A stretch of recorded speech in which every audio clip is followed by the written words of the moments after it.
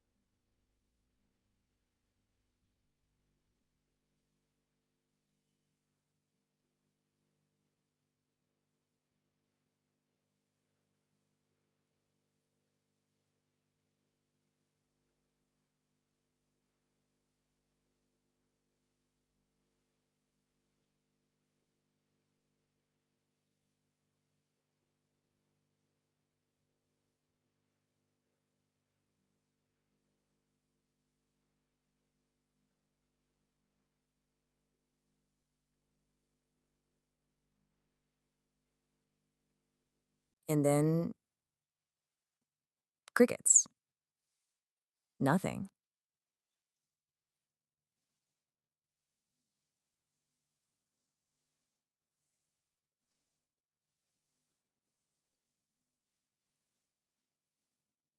The next day rolls around, and that perfect, ambitious plan just sits there, almost, I don't know, mocking you. So, what on earth is going on here? I really want you to hear this first point because it's so important. You are not lazy. What you're feeling isn't some kind of character failure. Nope. It's a genuine battle raging inside your mind, a tug of war between your deep need for control and an equally powerful need for freedom. You know, psychologists actually have a name for this. They call it the intention-action gap. And it's exactly what it sounds like. That huge, frustrating canyon between what we intend to do and what we, well, actually get done. Today, we're going to build a bridge across that canyon. So, to really get this, we have to start in a kind of surprising place. We have to ask, why does planning feel so good in the first place? Because it turns out the act of planning is its own powerful and kind of addictive reward. Get this, when you sit down and just imagine yourself being productive, when you visualize cleaning that inbox or finishing that huge project, your brain gives you a little hit of dopamine. That's the brain's good job chemical, and it's congratulating you before you've even lifted a finger. And that is the trap right there. Your brain literally confuses the idea of progress with actual progress. That little jolt of satisfaction you get from making the perfect list becomes a substitute for the much harder, much less satisfying work of actually doing the things on the list. And here's a really clever trick our brain pulls to make this even easier. It sees your present self, the one making the plan right now, and your future self, the poor soul who has to do all the work, as two completely different people. You're basically creating this super ambitious, difficult schedule for a total stranger. And hey, it's easy to be demanding of a stranger. But there's another piece to the puzzle here. It's not just about chasing that good feeling.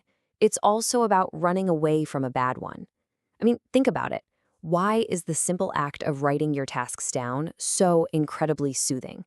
This is a process called cognitive offloading. See, when your mind is just buzzing with a million things you have to do, it creates a ton of anxiety. So by writing it all down on paper, you're essentially telling your nervous system, hey, it's handled. The threat is contained. You can relax now.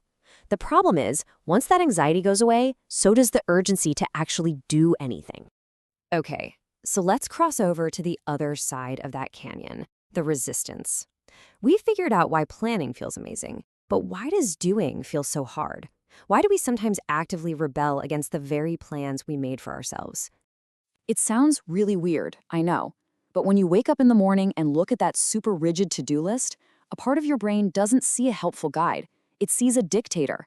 It feels totally controlled, even though you were the one who wrote the rules just yesterday. This knee-jerk reaction actually has a name. It's called psychological reactance. It is a deep, fundamental human instinct to push back, hard, whenever we feel like our freedom to choose is being threatened. It's like this little internal rebellion, just to prove you're still the one in charge. And really, it's that simple. The second that plan changes from a helpful suggestion into a strict obligation, a subconscious part of you just digs its heels in and goes, nope, now I don't want to. Resisting the plan becomes your brain's weird way of taking back its freedom from the boss you were yesterday. So, what's the secret fuel for both our perfectly crafted plans and our intense desire to resist them? Well, there's one more element we have to talk about that locks this whole crazy cycle in place: good old perfectionism. Here's how it works. First, you dream up this beautiful, perfect vision in your head of how it's all going to go. Second, you become painfully aware that the real-world version is going to be messy, complicated, and definitely not perfect. And third, that fear of falling short, of not living up to your own high standard, makes you put off starting at all. It just feels safer to wait for the perfect moment than to start with a flawed attempt. So let's bring all these threads together now. If you're someone who sees yourself in this cycle, I think it's time to completely rewrite the story you've been telling yourself about who you are and why you do this. Let's just get this perfectly clear. This whole thing has absolutely nothing to do with you being lazy. And it is definitely 100% not a sign that you are broken or flawed in some deep, fundamental way. You are just a human being who is caught in a completely normal, totally understandable psychological loop. Your brain is doing what it's designed to do: seek a little pleasure, avoid a little anxiety, and protect its own freedom. That's it. That's the whole story. There's this really powerful idea that captures this so perfectly. It says that your struggles aren't flaws, they're simply the cost of having depth. The very things that make you an ambitious, thoughtful, and creative planner are the exact same things that create all this friction. So the struggle isn't a bug in your system, it's a feature of a complex and interesting mind. So the real question we should be asking isn't what's wrong with me? It's this.